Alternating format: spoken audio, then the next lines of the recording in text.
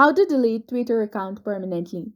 Hi everyone, today let's learn how to permanently delete your Twitter or X account in just few simple steps. This process is same on both iOS and Android devices, so let's open our X application and make sure you're logged into your account. Simply tap on your profile picture at the top left of the screen and a side menu will show up. Then expand the settings and support section and click on settings and privacy. Then after, click on deactivate to deactivate your account. The Twitter account will be deactivated for a period of 30 days, and if you change your mind during this period, you can easily log in and reactivate your Twitter account. So let's tap on this deactivate button at the bottom, and they will ask you to enter your Twitter password in order to verify. And if you don't reactivate your Twitter account in the period of 30 days, it will be deactivated permanently.